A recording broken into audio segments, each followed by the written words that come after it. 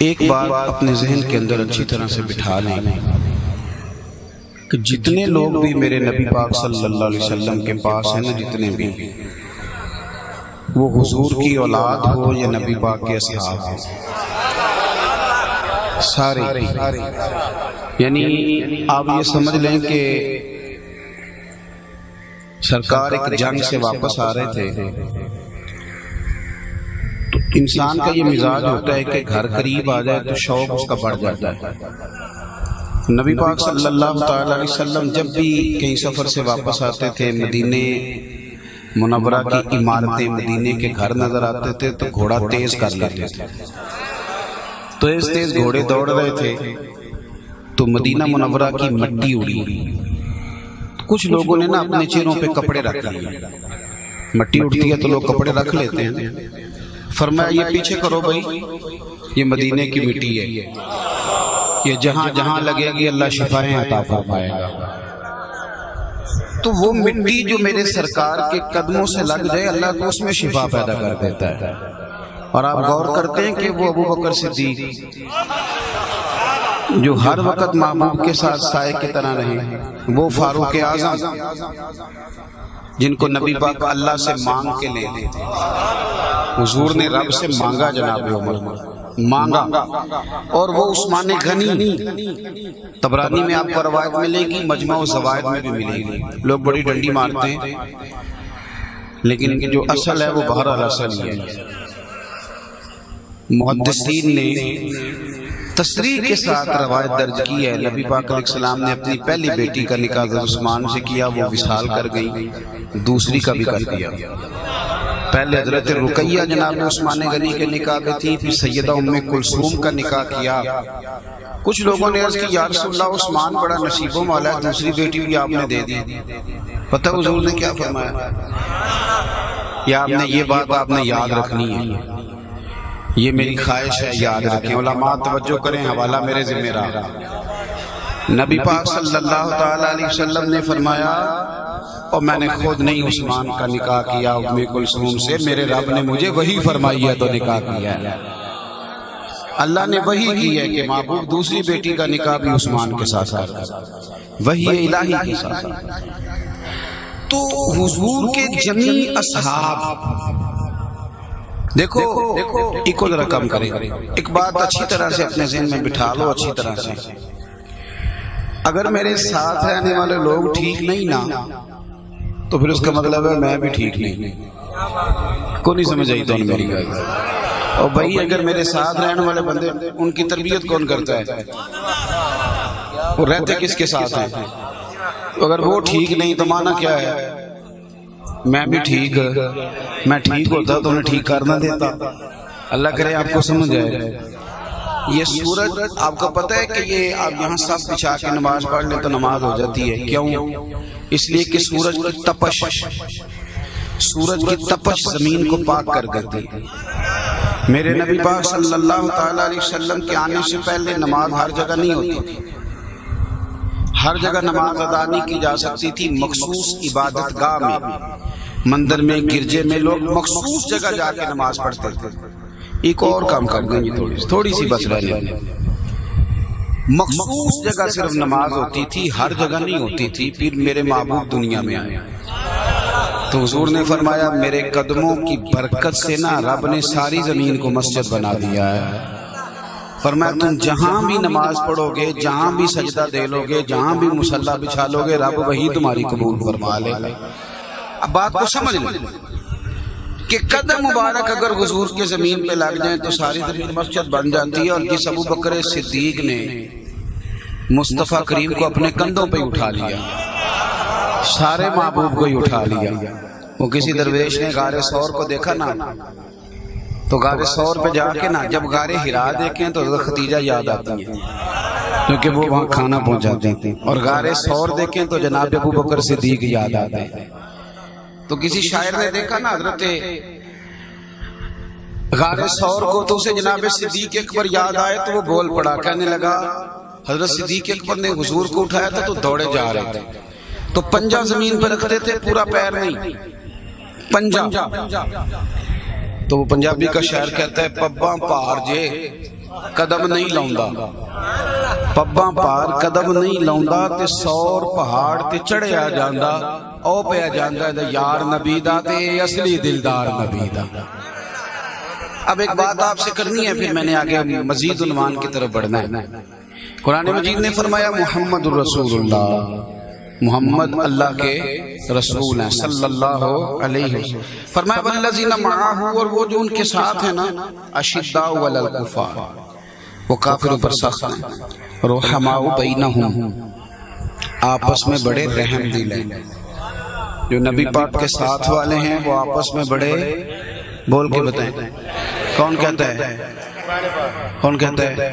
قرآن پاک کہ آپس میں وہ، ایک دفعہ پھر آپ توجہ کریں گے تو میں بات پوری سناؤں گا آپ کو۔ قرآن نے کہا وہ آپس میں تیجے کو بندہ آکھے کے لڑ دے سن، بغض رکھ دے سن، گالو دی مننی کہ اللہ دی مننی، تسی ہاں نہ ہی نہیں کر دے، لگ دے وہ دی مان لینی تساں، بولو تو سمجھ لگے نا بھائی بات کس کی ماننی ہے؟ سارے بولو، یہ موبائل جن کے ہاتھ میں وہ بھی بولے، بات کس کی ماننی ہے جی؟ ہم تاریخ کو کیا کریں؟ ہمارا رب فرماتا ہے کہ رحماء بینہم، وہ آپس میں بڑے رحم دل، وہ آپس میں بڑے، آپ صحابہ، آپ کتابیں پڑھیں، صحابہ ایک دوسرے کی شانیں بیان کرتے ہیں، ایک دوسرے کی عظمتیں بیان کرتے ہیں، ان کی عظمت پر، ایک دوسرے کی عظمت پر جو روایتیں ہیں وہ روایت کرتے ہیں، آگے بیان کرتے ہیں۔ مشکات دیکھیے، کسی نے حضرت عائشہ صدیقہ رضی اللہ تعالیٰ عنہ سے پوچھا، حضرت عائشہ مومنوں کی ماں ہیں اور نبی پاک کی بڑی پیاری اہلیہ ہے، حضرت عائشہ کس دن وصال ہوا تھا حضرت عائشہ کا؟ ناراض ہو گیا انہوں نے، 17 رمضان کو، کس دن ہے؟ 10 محرم بھی دیکھ پکایا کرو تے 17 رمضان بھی پکایا کرو، پر اسی لگے ہیں جدھر سارے لگے نے، ادھر سارے لگے نے۔ میں نے دوستوں سے پوچھا تھا پچھلے جمعے، میں نے کہا یہ بتاؤ کہ امام حسین کی شان زیادہ ہے کہ مولا علی کی؟ بولیں مولا علی کی زیادہ ہے نا۔ امام حسین کے لیے 10 محرم کو سارا ملک بند ہوتا ہے، ابھی بھی تھوڑا کرتے ہیں، امام حسین کی ذات بڑی ہے، زیادہ بندوبست کرنا چاہیے، تھوڑا ہے، جتنا ہوتا ہے اتنا بھی تھوڑا ہے۔ پر میرا سوال یہ ہے کہ جو سارا کچھ 10 محرم کو ہوتا ہے وہ 21 رمضان کو بھی ہوتا ہے، کرتے ہو سارا کچھ؟ حضرت علی ان کے والد ہیں نا، اور حضرت علی معیار ہیں ایمان کا۔ میرے نبی پاک نے فرمایا علی جو تجھ سے پیار کرے رب اسی کو مومن مانتا ہے، اور جو تجھ سے بغض رکھے وہ پکا منافق ہے۔ تو بھائی وہ تو معیار ہے، لیکن لوگ 21 رمضان کو دیگیں نہیں پکاتے حضرت علی کے لیے، کیونکہ جو کام سارے کریں گے ہم نے بھی وہی کرنا۔ ایسے نہ کریں، آپ صرف ادھر نہ چلیں جدھر ساری دنیا چل رہی ہے، آپ ادھر چلیں جدھر میرے مصطفیٰ کی رضا جا رہی ہے۔ تو آپ 3 رمضان کو سیدہ فاطمہ کے لیے بھی بندوبست کریں، 10 رمضان آئے تو سیدہ خدیجہ کے لیے بھی کریں، 17 رمضان آئے تو حضرت عائشہ کے لیے کریں، 21 رمضان آئے تو مولا علی کے لیے کریں، اور 22 جمادی الثانی آئے تو ابو بکر صدیق کے لیے کریں، اور پھر اس کے بعد جب یکم محرم آئے تو حضرت عمر کے لیے بھی کریں، اور پھر جب 18 ذی الحج آئے تو حضرت عثمان غنی کے لیے۔ سب سے پیار کریں، سب سے محبت کریں، سب کی غلامی کریں، سب کی فرما برداری کریں۔ ایک بات ہے بڑی اچھی طرح سمجھ لیں، باپ تو ایک ہوتا ہے، چاچے تو 15 بھی ہو سکتے ہیں نا، کہ کوئی اختلاف ہے اس گل۔ نبی ایک، ہم ایک رسول کے ماننے والے ہیں، لیکن کسی اور نبیوں میں سے کسی ایک نبی کا بھی انکار کریں گے تو کافر ہو جائے گا۔ حضرت عیسیٰ کا انکار کر سکتے، حضرت موسیٰ کا، حضرت یوشع بن نون کا، حضرت لوط علیہ السلام کا، ان کا ہم انکار کر سکتے۔ سمجھ لیں اچھے طریقے سے، آپ پیار کھول کے کریں جس سے بھی کرنا ہے، پر کسی دوسرے کا انکار بالکل نہ کریں۔ صحابہ تو آپس میں ٹوٹ کے پیار کرتے۔ سیدہ عائشہ صدیقہ سے کسی نے پوچھا، لو یہ حدیث آپ نے یاد رکھنی، میں نے جی سادہ مولوی ہوں نا، تو بات پلٹ پلٹ کے آتی ہے تو مجھے تنگ کرتی ہے، ناراض نہ ہو جاوے۔ اے ساؤنڈ والے مولویوں تو بھی ڈرے رہندے نے ہر ویلے، کسی نے کہنا اونچا کرو تو کسی کہنا نیواں کرو، یہ ٹھیک کریں ذرا اس کو آپ، بس سادی سی آواز ہو، اس کا تو مقصد ہوتا ہے کہ آواز سب تک پہنچ جائے بس۔ میرے عزیز، حضرت عائشہ صدیقہ رضی اللہ تعالیٰ عنہ سے کسی نے پوچھا کہ اماں جی بتائیں نبی پاک صلی اللہ تعالی علیہ وسلم کو سب سے زیادہ پیار کس کے ساتھ تھا؟ حضرت عائشہ سے پوچھا جی ٹھیک سب سے زیادہ پیار کس کے ساتھ تھا؟ تو جناب عائشہ صدیقہ کہنے لگی یہ کوئی پوچھنے والی بات ہے؟ نبی پاک کو سب سے زیادہ پیار سیدہ فاطمہ الزہرا کے ساتھ تھا۔ بندہ بڑا سیانہ تھا، حضرت عائشہ سے کہنے لگا اماں جی نہیں، میں نے تو مردوں میں پوچھا تھا، آپ نے بیویوں میں بتا دیا ہے، میں نے تو پوچھا تھا مردوں میں، مشکات میں۔ تو حضرت عائشہ صدیقہ کہنے لگے یہ بھی کوئی مشکل بات نہیں، حضور کو مردوں میں سب سے زیادہ پیار فاطمہ کے شوہر مولا علی شیر خدا کے ساتھ تھا۔ یہ آپ نے میری بات کو سمجھنا ہے، میں کچھ بات آپ کی خدمت میں عرض کر رہا ہوں۔ اب اسی مشکات میں دوسری حدیث ہے اور اس کے راوی مولا علی شیر خدا ہے۔ حضرت عائشہ کہتی ہیں حضور کو سب سے زیادہ پیار سیدہ فاطمہ سے اور مولا علی سے، اور جناب مولا علی شیر خدا کرم اللہ تعالی وجہ الکریم سے کسی نے پوچھا بتائیے نبی پاک کو سب سے زیادہ پیار کس کے ساتھ؟ تو حضرت علی کہنے لگے کوئی مسئلہ اس میں دو رائے کوئی نہیں، حضور سب سے زیادہ محبت سیدہ عائشہ صدیقہ کے ساتھ کرتے تھے۔ اور بندہ کہنے لگا نہیں میں نے مردوں میں پوچھا تھا۔ تو حضرت علی فرمانے لگے یہ بھی کوئی مشکل سوال نہیں، نبی پاک مردوں میں سب سے زیادہ پیار عائشہ کے باپ جناب ابو بکر صدیق کے ساتھ کیا کرتے۔ تو یہ تو ایک دوسرے کی شانیں بیان کرتے ہیں، یہ ایک دوسرے کی، اور یہاں لوگ اپنی تقریر چمکانے کے لیے نا، آپ یقین کریں کوئی ڈر رولا نہیں، لیکن وہ تقریر چمکانی ہوتی ہے، تقریر چمکانا بڑا ضروری ہوتا ہے، نہیں تو بندے راضی نہیں ہوتے۔ دیکھو نا ساڈا بھی ایک طریقہ ہے نا، جنی دیر تک پورا رولا نہ پوے قوم نو بھی سمجھ نہیں لگتی، کہنے چنگی طرح پسینہ نہیں آیا مولوی صاحب، اچھا شور کرے، اور میں یقین کریں کئی دفعہ پریشان ہو جاتا ہوں کہ یار ایسی تو بات ہی کوئی نہیں۔ ایک بندہ اٹھ کے کہتا ہے میں بتاتا ہوں تمہیں حضرت فاطمہ کی شان کیا ہے، وہ اس طرح جس طرح کو دو چار بندوں نے انکار نہیں کر دیا بی بی پاک کی شان کا۔ تجھے تو بس کر، تجھے کس نے وکیل بنایا اہل بیت کا؟ تو اپنا چہرہ دیکھ، تو اہل بیت کا وکیل ہے، اہل بیت وکیل رکھتے تو تیری طرح کا رکھتے کو خدا سے ڈر، تو نہ ہمیں اہل بیت کی شان بتا، ہمیں اہل بیت کی شان قرآن نے بتائی ہے اور محمد مصطفیٰ کے فرمان نے بتائی ہے، تو ہمیں شان بتائے گا اہل بیت کی؟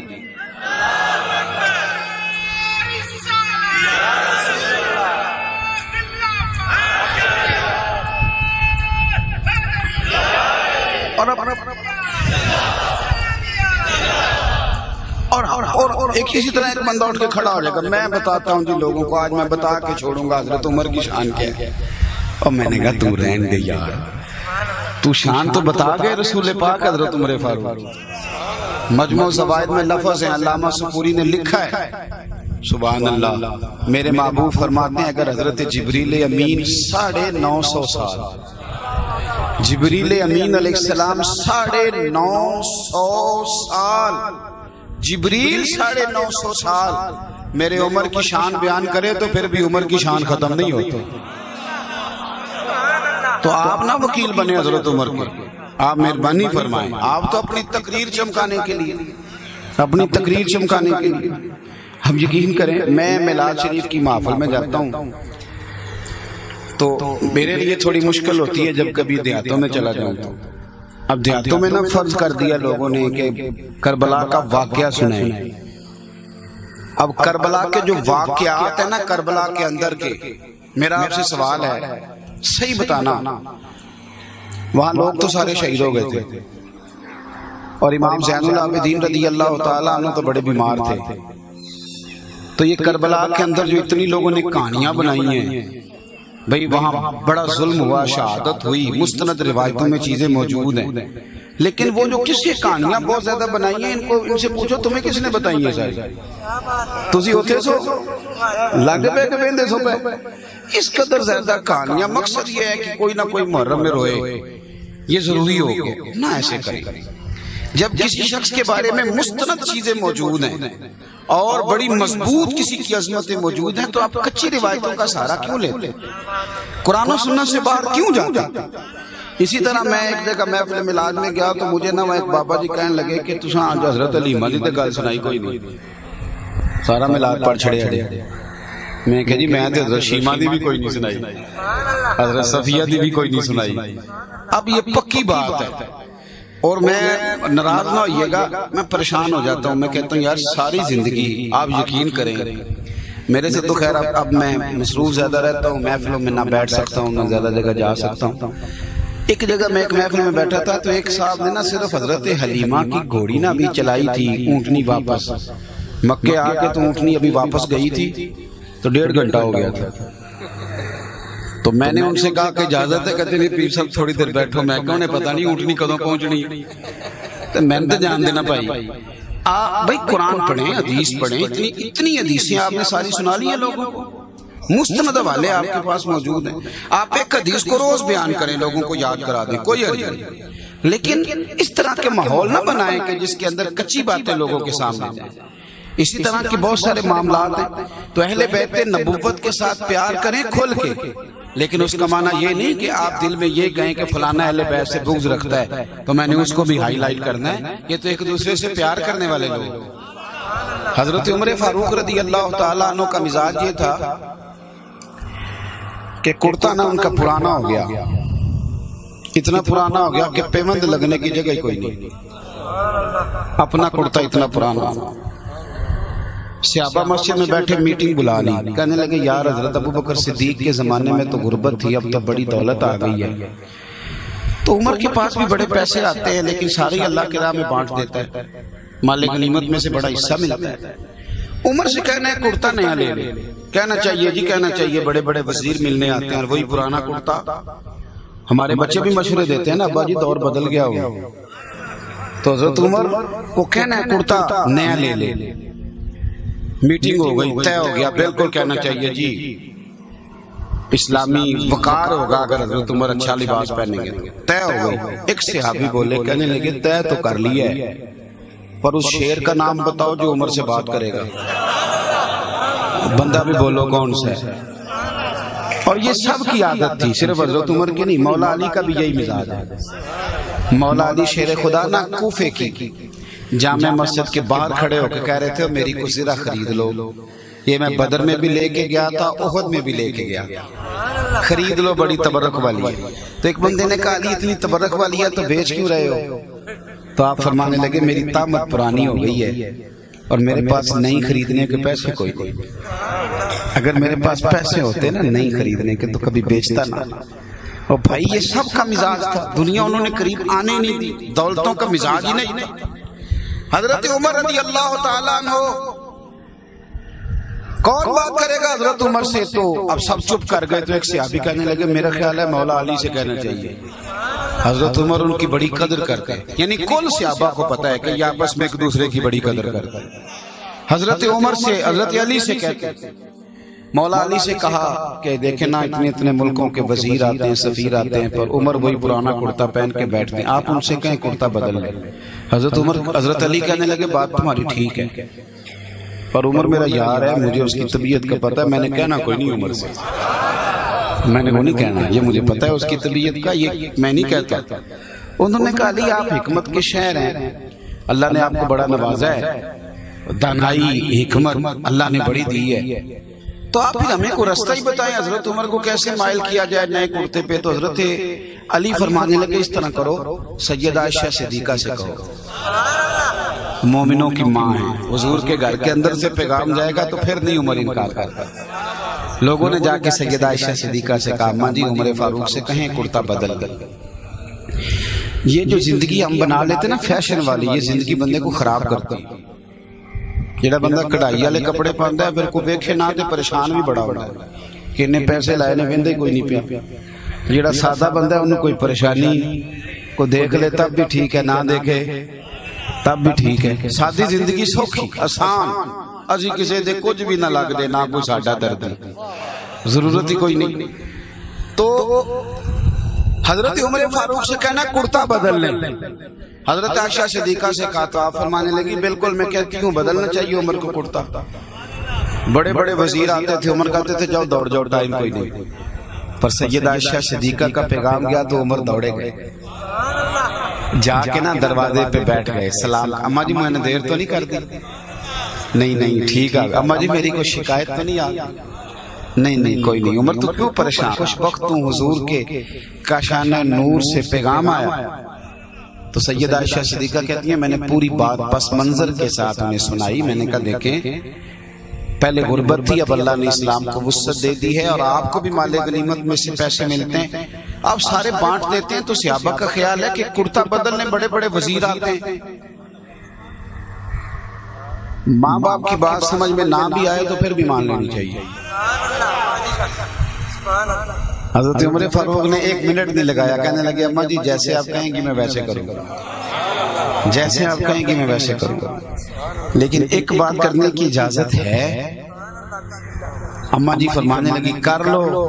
تو حضرت عمر کہنے لگے اماں جی رو کے، اماں جی یہ جو میں نے کرتا پہنا ہوا ہے نا، میں نبی پاک کے زمانے میں بھی اسی طرح رہتا تھا، حضور کے ظاہری دور میں بھی، میں ابو بکر کے ساتھ بھی اسی طرح رہتا تھا، میرا یہی حال تھا، اسی طرح یوں ہی ٹائم بتایا.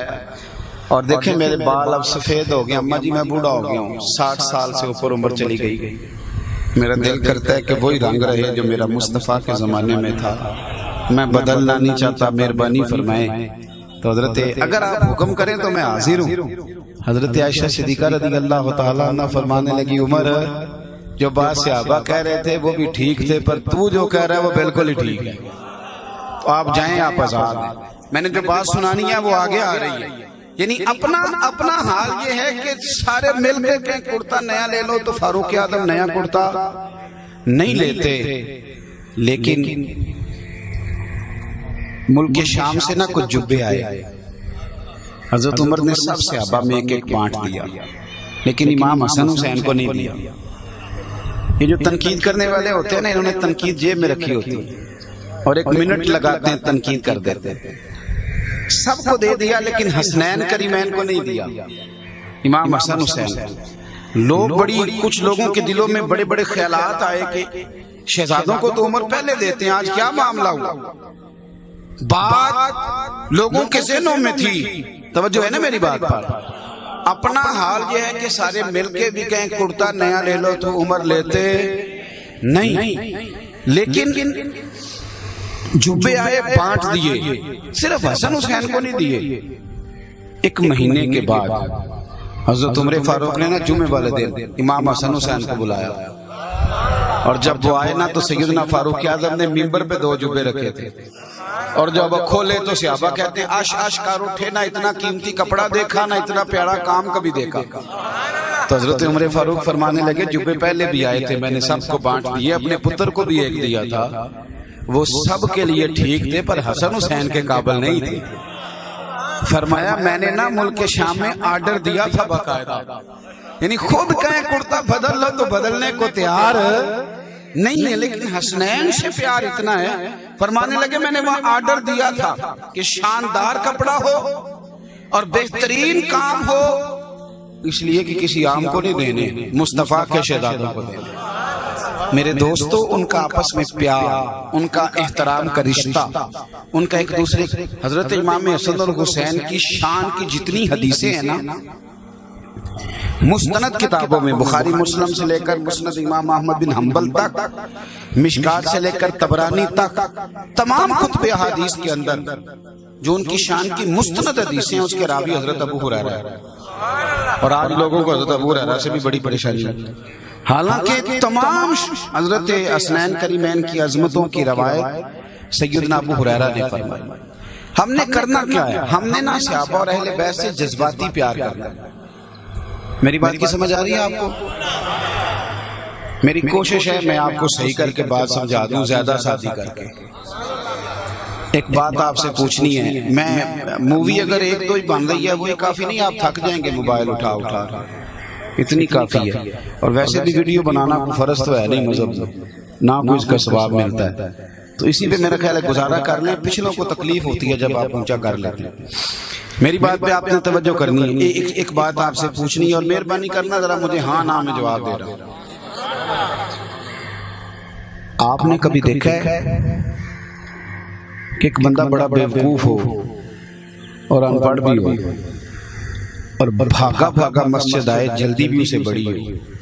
3 شرطیں میں نے لگائی، یعنی بیوقوف بھی ہو، ان پڑھ بھی ہو اور جلدی بھی بڑی ہو. بھاگا بھاگا مسجد میں آیا.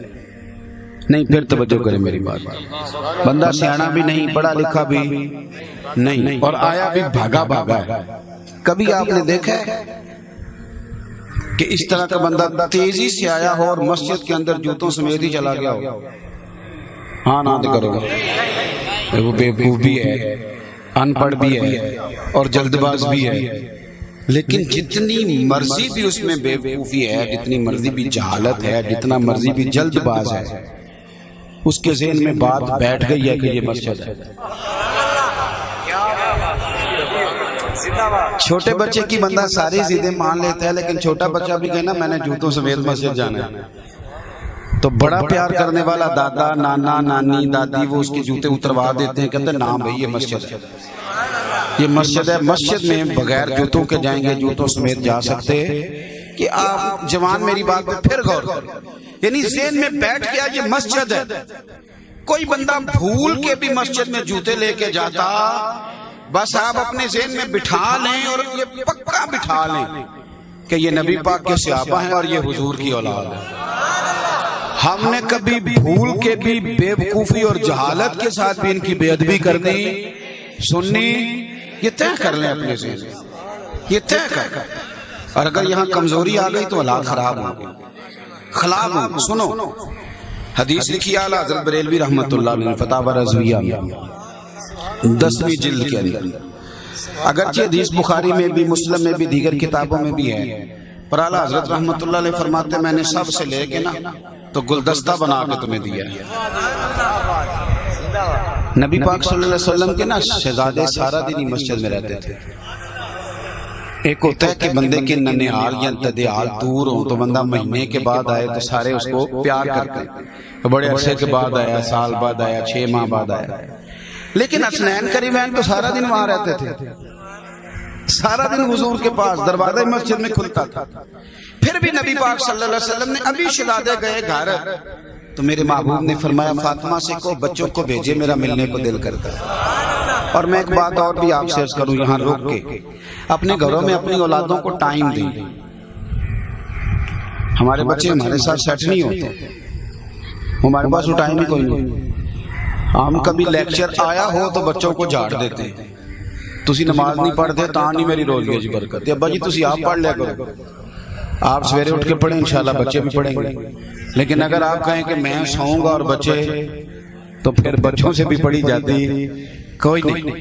لیکچر بچوں کو ٹائم دیں, ان کے یہ جو ہوتی ہے نا عمر 5 سال سے لے کر 10 سال کی اور 12 سال.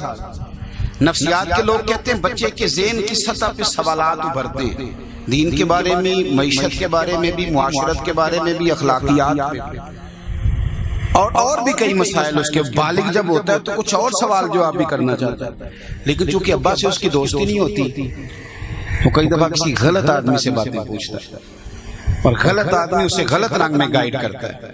تو اگر بچوں کے ساتھ ہمارا تعلق اس طرح کا ہو جو ہمیں ہمارے نبی نے سکھایا ہے. ایک صحابی آئے حضرت اقرا بن حابس رضی اللہ تعالیٰ عنہ, تو کہتے ہیں نبی پاک صلی اللہ علیہ وسلم بچوں کے ساتھ پیار کر رہے تھے, کھیل رہے تھے. تو میں نے دیکھ کے کہا یا رسول اللہ آپ تو بچوں کو بڑا وقت دیتے ہیں, میں نہیں کبھی بچوں کو وقت دیتا, وہ جانے ان کی ماں جانے. تو پتہ ہے حضور نے کیا جواب دیا؟ سرکار فرمانے لگے اگر اللہ نے تیرے دل سے رحمت نکال لی ہے تو میں کیا کروں, مجھے تو رب نے رحمت للعالمین بنا کر بھیجا. تیرے دل سے نکل گئی ہے تو دوسروں کو بھی مشورے دے رہا ہے. حسنین کریمین کو دوبارہ پیغام دیا, ان سے کہو کہ مجھے ملے. تو شہزادوں کے آنے میں نا تھوڑی دیر ہوئی. صحابہ کہتے ہیں یوں لگتا ہے کہ سیدہ فاطمہ انہیں غسل کرانے لگا, کپڑے بدل, ماؤں کا طریقہ ہوتا ہے نا باہر جانا پہلے کپڑے بدلو, تو تیاری کرا رہی تھی. فرماتے ہیں جب ہم نے سرکار کا چہرہ دیکھا نا تو نبی پاک کے چہرے پر ہم نے شوق دیکھا اپنے نواسوں کے لیے.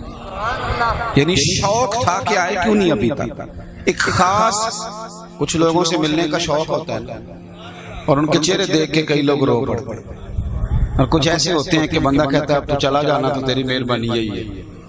شوق دیکھا, یعنی آپ میری بات کو پھر سمجھیں کہ کوئی دور سے نہیں ہوا, مسجد میں رہتے لیکن سرکار کا ان کے لیے شوق اور پیار اور علماء بیٹھے ہیں تو ایک بات اور بھی میں آپ کے گوش گزار کرتا ہوں، نبی ہر وقت ہی نبی ہوتے ہیں،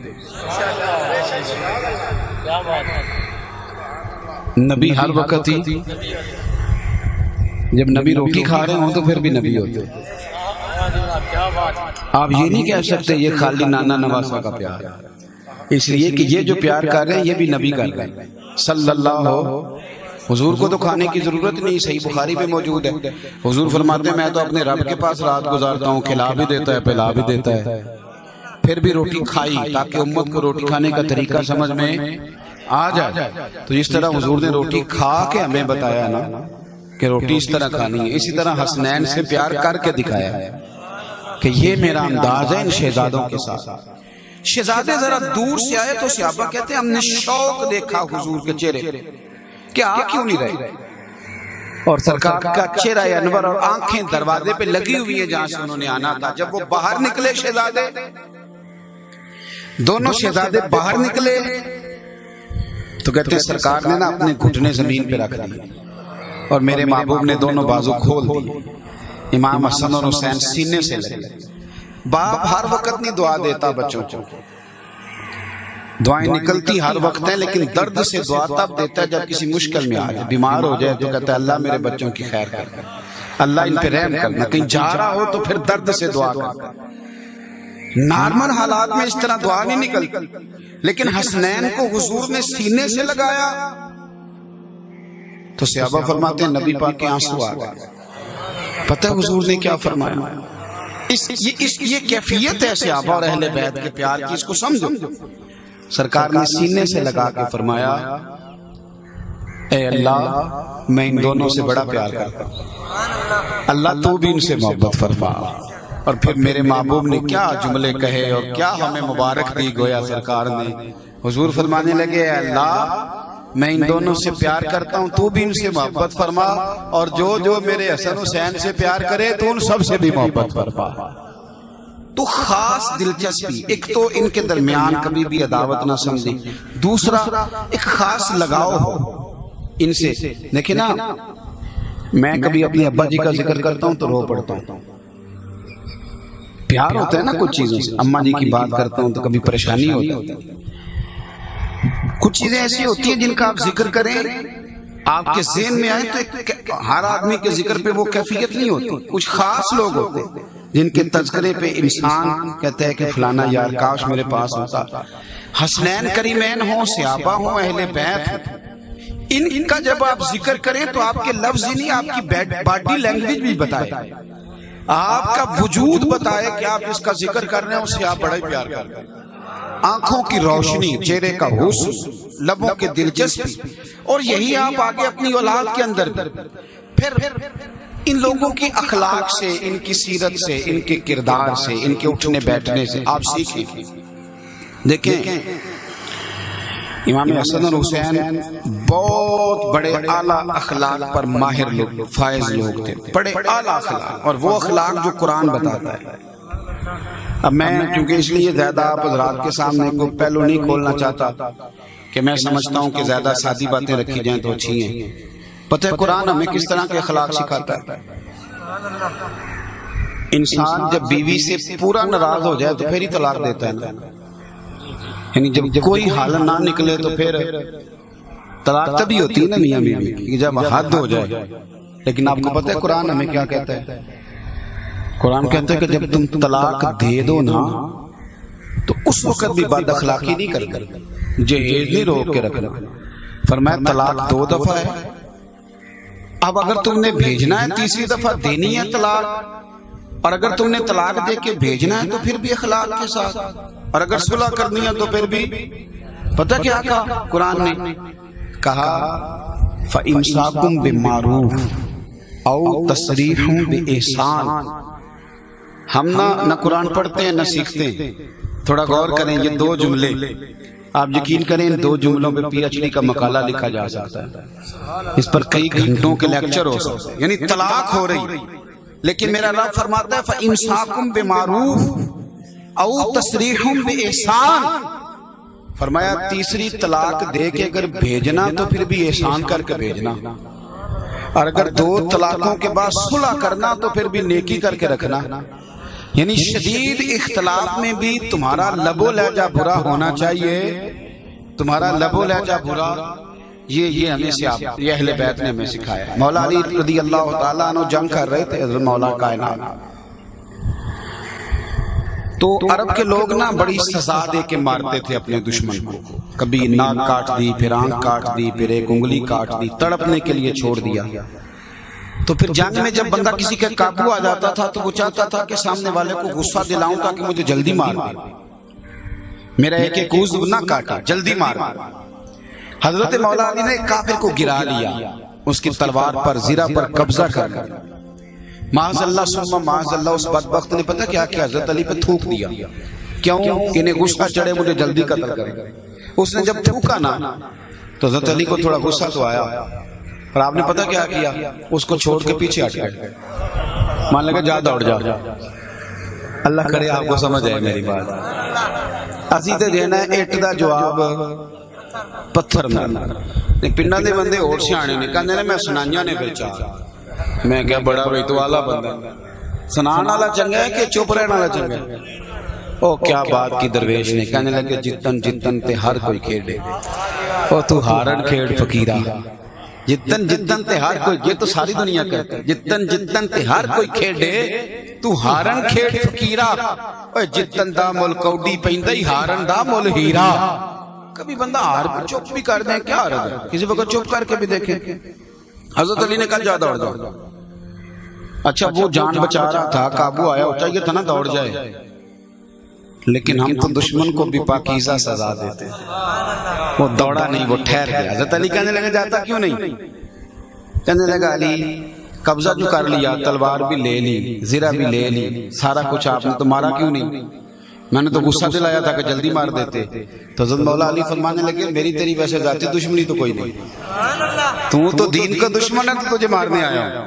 وہ جو جب تو نے میرے اوپر تھوکا تو مجھے ذاتی غصہ آیا.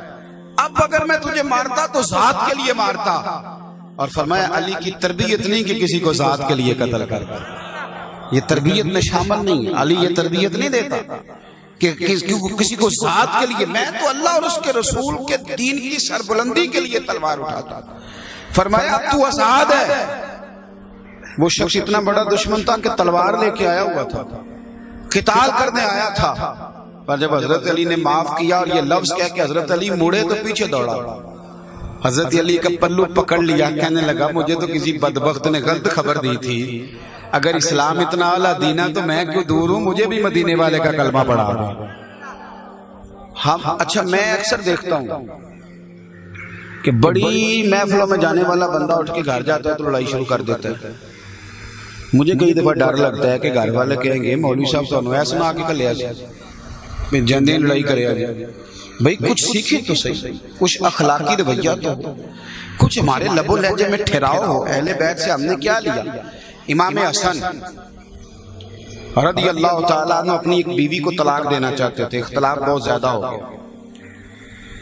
تو امام حسن رضی اللہ تعالیٰ عنہ کہ ناراضگی بڑھ گئی تو امام حسین کو پتہ چلا، تشریف لائے. کہا بھائی سنیں آپ اپنی بیوی کو طلاق دے رہے ہیں؟ آپ فرمانے لگے ہاں. کہنے لگے کیا جھگڑا ہے؟ تو آپ فرمانے لگے حسین تم نے قرآن نہیں پڑھا؟ حضور کیا مطلب؟ آپ فرمانے لگے اللہ فرماتا ہے ہن لباس لکم وانتم لباس لہن. مرد عورت کا لباس ہے، عورت مرد کا لباس ہے.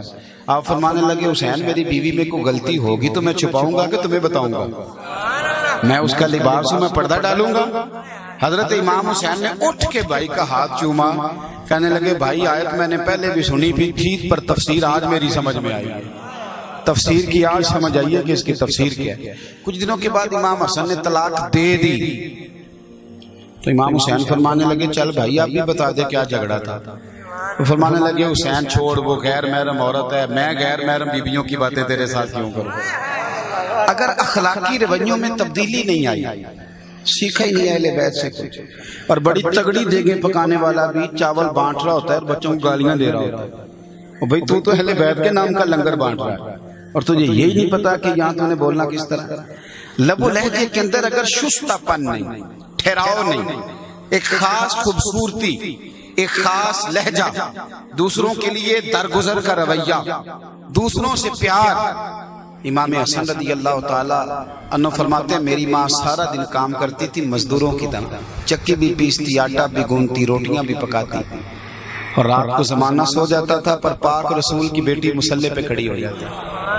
فرماتے ہیں ساری رات میری ماں سیدہ فاطمہ نفل پڑھتی، پر سویرے جب دعا مانگتی نا تو کہتی ہیں اللہ میرے محبوب کی امت پہ رحم فرما۔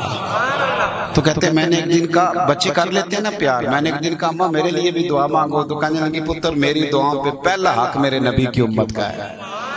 دوسروں کے لیے وہ درگزر کا جذبہ، وہ شوق، وہ درد، وہ خاص کیفیات، یہ اہل بیت نبوت کا طریقہ ہے، یہ ان لوگوں کا ذوق ہے۔ یہ امام زین العابدین جب کربلا سے واپس آ گئے تھے تو کیا کرتے تھے؟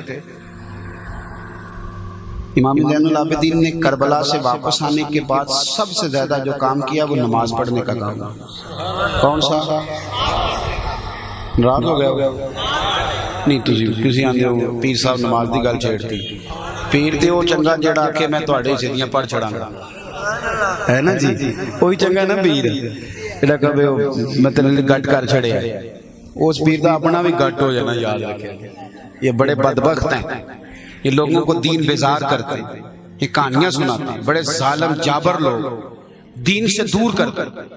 امام زین العابدین نے کربلا کے بعد اتنے نفل پڑھے کہ ان کا نام ہی زین العابدین پڑ گئے، اتنی عبادت کرتے تھے، اتنی۔ ایک دن نفل پڑھ رہے تھے گھر میں آگ لگ گئی، سارا محلہ آگ بجھا رہا، بیٹا بھی پاس ہویا اور امام صاحب نفل پڑھ رہے۔ نماز کے بعد آگ بجھ گئی، نماز سے فارغ ہوئے تو بی بی کہنے لگی اللہ آپ کا بھلا کرے، سارا محلہ آگ بجھا رہا تھا اور آپ نفل پڑھ رہے تھے۔ فرمانے لگے مجھے تو نہیں پتہ چلا، مجھے تو نہیں پتہ چلا۔ اتنے نماز پڑھنے سار بندہ نال والے نال لڑ پیندا، کہنا تینوں پیر نہیں سیدھے رکھنے ہوندے، بھئی تو اپنا دھیان کر ہے، تو نماز پڑھدا سیں کہ ادھر ادھر ویندا سا پیا، یہ بعد میں بتا لینا مہربانی کرنا۔ وہ نماز پڑھتے ہی نا اسی وقت ناراض ہو گئے، اس طرح جیسے ساری توجہ دائیں بائیں تھی بیچارے۔ حضرت امام زین العابدین فرمانے لگے بھئی میں نے آواز کچھ سنی تھی پر میری توجہ نہیں گئی، کہا جناب ہم آگ بجھا رہے تھے۔ تو امام صاحب فرمانے لگے چلو بحث کی کیا ضرورت ہے، تم دنیا کی بجھا رہے تھے، میں جہنم کی بجھا رہا تھا۔ پھر ایک اور عادت تھی امام زین العابدین کی، رات کو نا اپنی پشت پر آٹے کے تھیلے رکھ کے تو غریبوں کے گھروں میں پہنچا کے آتے تھے۔ غریب کو نا روٹی تو مل جاتی ہے پر اسے عزت نہیں ملتی، اسے عزت نہیں ملتی۔ یہ ہمارے لاہور میں نا اخبار میں ایک بڑی شاندار خبر آئی کہ بی بی کو لوگوں نے بتایا کہ امداد دینی ہے۔ بی بی لوگوں کے گھروں میں کام کرتی تھی، بیوہ عورت تھی، اور اس نے بچے پال لیے تھے، بیٹا اس کا میٹرک کر گیا تو بیٹی جو تھی وہ بھی میٹرک میں تھی، تو آٹا بانٹنا ہے آ جاؤ۔ تو اب آٹا بٹتا ہی تب ہے جب 15 بندے فوٹو اتار رہے ہیں، تو وہ چونکہ خرچے چلاتی تھی برتن دھو کے، تو کچھ حالات ایسے ہی تھے، اس نے کہا چلو لے آتی ہوں، وہ لے آئی۔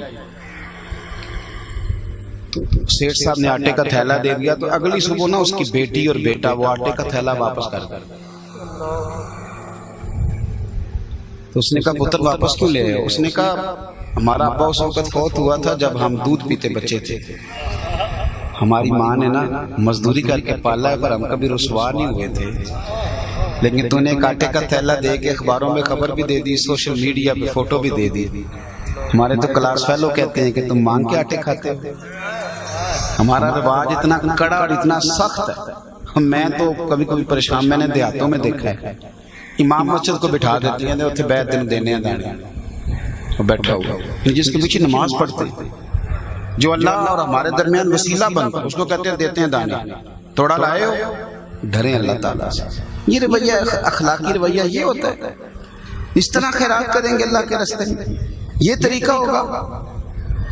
امام زین العابدین، میں بس بات سمیٹنے لگا ہوں، امام زین العابدین رضی اللہ تعالیٰ عنہ اپنی پشت پر تھیلے رکھ کے، پیر صاحب تو اپنے ہاتھ سے اپنے جوتے نہیں اٹھاتے، تھیلا پشت پہ، آسان بات ہے۔ آپ پیر تو بہت سارے ایسے ہیں جنہوں نے ہاتھ بھی ملانے چھوڑ دیے، وہ کہتے ہیں وہ میری رسی کو ہاتھ لگا لو ہو گئی اسلام، ان کے اینڈ پہ بھی چلے جائیں تو وہاں بھی سلام نصیب نہیں ہوتی، کیونکہ بڑے مسئلے بہت زیادہ ہے، کون ملا ہے۔ اور میں ایک ایسے پیر صاحب کو بھی میں نے دیکھا کہ کسی مرید نے ان کے یہاں سے کرتے کو چوم لیا تو ناراض ہو گئے، کہنے لگے دھوئے گا کون؟ اب تو بڑے بڑے ٹوکن لگتے ہیں پیروں کو ملنے کے لیے، کیسے ملاقات ہو، بڑا مشکل کام ہے۔ وزیر سے ملنا کئی دفعہ سوکھا ہوتا ہے اور پیر سے ملنا اوکھا، بڑا مشکل کام ہے۔ تو پشت پہ تھیلا رکھ کے جائے اور کوئی فقیر جائے ہو ہی نہیں سکتا۔ پر امام زین العابدین سنو کہانی نہیں سنا رہا، امام زین العابدین رات کو بوڑھے آدمی اور شہزادے، اتنا بڑا بھی کوئی پیر ہوگا جتنا امام زین العابدین تھے۔ آپ خانہ کعبہ کا طواف کرنے گئے تو عبد الملک بن مروان خلیفہ تھا، وہ بھی آ گیا۔ خلیفہ کو کسی نے جگہ نہیں دی، پر امام زین العابدین آئے تو لوگوں نے طواف میں بھی جگہ چھوڑ دی۔ تو فرزق شاعر وہاں گھوم رہا تھا، تو خلیفہ کہنے لگا میں ان کو سزائیں دوں گا، انہوں نے میرا ادب نہیں کیا اور زین العابدین کا کر رہے ہیں۔ تو فرزق بڑا بہترین لائق فائق ذہین آدمی تھا، کہنے لگا ان کو تو سزائیں دے لو گے تو حجر اسود کا کیا کرو گے؟ کہا جناب حجر اسود کو کیا ہوا ہے؟ فرمانے لگے جدھر جدھر زین العابدین مڑتے ہیں حجر اسود بھی ادھر مڑتا جاتا ہے، وہ دیکھو کتنا ادب کر رہا ہے حضور کے شہزادے کو، اس کو کیا سزا دو؟ تو اپنی پشت پر تھیلے رکھ کے رات کو تنہائی میں غریبوں کے گھروں میں پہنچا کے آنا۔ انتقال ہوا تو کمر پہ نا موٹے موٹے داغ پڑ گئے۔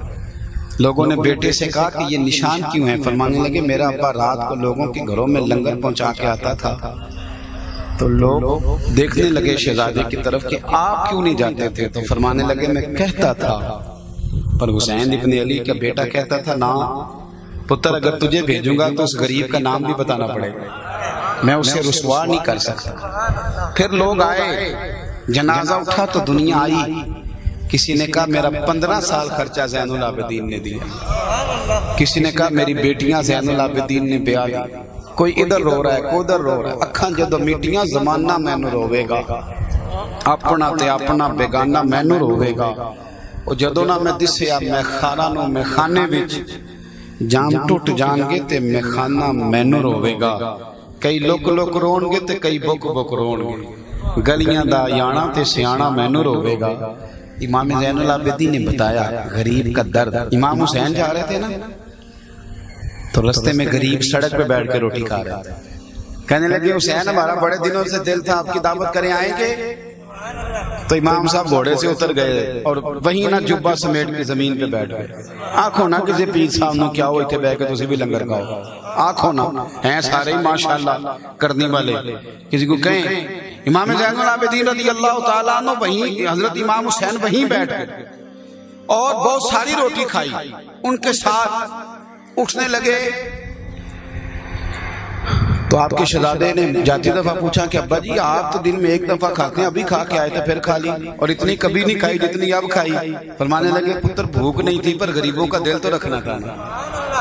اعلیٰ حضرت بریلوی رحمت اللہ علیہ کی ایک نا چھوٹے سے یتیم بچے نے دعوت کی، اعلیٰ حضرت چلے گئے، اس نے سڑک پہ بٹھا لیا، کہنے لگا اندر جگہ کوئی نہیں، وہیں بیٹھ کے روٹی کھائی تو باجرے کی موٹی روٹی، چنے پکائے تھے چنے کی دال تو وہ بھی کچی۔ اعلیٰ حضرت بوڑھے بزرگ آدمی تھے، اب وہ بڑا مشکل کام تھا، پوری روٹی کھا گئے، حالانکہ سوجی کے بسکٹ کھاتے تھے دوپہر میں، وہ کھا گئے۔ سید ایوب علی رضوی صاحب رحمۃ اللہ علیہ کہتے ہیں میں ساتھ تھا رستے، میں نے کہا حضور طبیعت خراب ہو جائے گی، آپ نے یہ کیا کیا؟ آپ ٹھیک نہیں تھے تو آپ کو بتانا چاہیے تھا کہ میرا معدہ اسے قبول نہیں کرتا۔ تو آپ فرمانے لگے شاہ جی طبیعت خراب ہوگی تو ٹھیک بھی ہو جائے گی، پر اگر یتیم کا دل ٹوٹ جاتا پھر اسے کون ٹھیک کرتا؟ کون اسے ٹھیک کرتا؟ میرے مرنے پہ ہر سو شور مچ جائے گا دیکھو گے، کہنے الوداع سرکار خود تشریف لائیں گے۔ دوستو رویوں میں تبدیلی لاؤ، اپنے اخلاق پر محنت کرو، حوصلے والی زندگی گزارو، دوسروں سے پیار کرنا سیکھو، دوسروں کے لیے کوئی ایک آدھ چیز کو احسار کرنا، قربان کرنا سیکھو۔ دیکھو جو کسی کا نہیں سوچتا صرف اپنا سوچتا ہے وہ تو جانور ہوتا ہے۔ انسان کو تو اللہ نے باپ بنایا، بیٹا بنایا، بھائی بنایا، شوہر بنایا، پڑوسی بنایا اور سب کے حقوق کا تعین کیا۔ ہماری بڑی ذمہ داریاں ہیں۔ ہم وہ قوم ہیں جو ابھی تک لوگوں سے نماز روزے کا وعدہ لے رہے ہیں، تو ہم نے جہاد کی بات کب کر دیں؟ تفسیر قرآن کب سکھانا؟ اصول حدیث کب پڑھانا؟ ہم تو ابھی تک نماز روزے کی بات کر رہے ہیں، ہم تو ابھی تک لوگوں سے کہہ رہے ہیں آپ کھڑے کرو کون کون نماز پڑھے گا۔ تو میں کہتا ہوں جو قوم ابھی تک یہاں اڑی ہوئی ہے وہ اتنا آگے کیسے جائے؟ تو اپنے رویوں میں بالخصوص نوجوان وقت ضائع کرنا ختم کر کر، آپ کے پاس قیمتی چیز ہے ٹائم، اس کو کسی کام لگاؤ اور دین کو پڑھو اور سیرت کو پڑھو اور آگے اس پیغام کو پہنچاؤ۔ کافر پوری طرح سے مسلمان کے اوپر چھا گیا، پوری طرح۔ وہ روز کوئی نہ کوئی غلط حرکت کرتا ہے، کبھی فرانس میں قرآن پاک کی بے حرمتی، کبھی خاکے، کبھی سویڈن کے اندر قرآن پاک کی بے حرمتی، کبھی کوئی تماشا، کبھی کوئی مسئلہ۔ کشمیر ہے تو آزمائش ہے، ہمارے حکمرانوں کو انہوں نے عیاش کر دیا۔ ان دنوں میں سب سے خطرناک کام پتہ کیا ہوا ہے؟ دبئی، شارجہ، مسقط والوں نے اسرائیل سے صلح کر دی۔ یہ سب سے تباہی والا کام ہوا ہے۔ آپ کہتے ہیں سیدھے پنڈ بیٹھے سانوں کی لگے، جس طرح کا سوال شہر والوں سے قیامت میں ہوگا اسی طرح کا گاؤں والوں سے۔ آپ کو بحیثیت مسلمان تو سوچنا ہے، آپ کو پتہ ہے کہ اسرائیل والوں نے کتنا ظلم کیا فلسطینیوں کے ساتھ، ان کی ماؤں، بہنوں، بیٹیوں کے ساتھ کتنا ظلم کیا، ان پر شرابیں اڈیل کے انہیں قتل کیا، عزتوں کو تاتار کیا۔ اور ہمارے حکمران جو ہیں یہ دبئی، شارجہ والے، یہ اللہ تعالیٰ انہیں ہدایت دے، آپ دیکھیں چند ٹکوں کے لیے، اور ادھر انہوں نے پتہ کیا کیا، ان سے صلح کر لی اور ساتھ ہی چند دنوں میں ملک کے شام پہ انہوں نے بمباری کر اپنے آپ کو بلند کریں، اپنی سوچ بڑی کریں۔ نبی پاک نے ہماری ڈیوٹی لگائی تھی، قرآن پاک نے کہا کنتم خیر امت اخرجت للناس، تم بہترین امت ہو، تمہیں لوگوں کے نفع کے لیے بنایا، تامرون بالمعروف وتنہون عن المنکر، تم نے لوگوں کو بھلائی کا حکم دینا ہے، برائی سے منع کرنا۔ ہمارے ذمہ بہت بڑی ڈیوٹی ہے، گھر میں بیٹھنے کا وقت نہیں، باہر نکلنے کا وقت ہے، ذمہ داری ادا کرنے کا وقت ہے۔ جو اسے قرآن پڑھنا آتا ہے وہ دوسروں کو پڑھائے، جسے حدیث پاک آتی ہے وہ آگے بتائے، پیغام میں محبت آگے پہنچائیں اور اپنی ذمہ داری کو بڑھائیں۔ مسجدوں کو خوبصورت کریں، بچوں کو مساجد میں لائیں، مدارس کے ساتھ اپنی بھرپور۔ میں دوستوں سے کہا کرتا ہوں بچے نہ مدرسے بھیجیں، خود بھی مدرسے جائیں۔ حضرت ابوبکر کس زمانے میں مدرسے گئے تھے؟ 38.5 سال کی عمر میں اس زمانے پڑھنا شروع کیا تھا۔ حضرت ابو عبیدہ بن جراح کس عمر میں؟ سارے سے ابھی کوئی بوڑھا تھا، کوئی پکی عمر کا تھا، جب کلمہ پڑھا تو تبھی انہوں نے پڑھنا شروع کیا تھا۔ حضرت ابو ہریرہ حضور کے مدرسے میں کس عمر میں پڑھتے تھے؟ چھوٹے بچے تھے۔ تو ہم تو کہتے ہیں زبان پکی ہو گئی ہے، زبان نہیں پکی ہوئی، ہمارا ارادہ نہیں پکا بنا۔ ارادہ پکا کرے، خود مدرسوں میں اپنا قرآن پاک ٹھیک کرے، اپنے معاملات پہ توجہ دے، مصلے کو آباد کریں، قرآن پاک سے پیار کریں، اور یہ فضولیات میں، ابحاث میں، چوکوں میں، گلیوں میں، ان میں کھڑے ہونے سے بچیں۔ دعا کرتا ہوں جو میں کہہ سکا اللہ میری حاضری کو قبولیت کا درجہ عطا فرمائے۔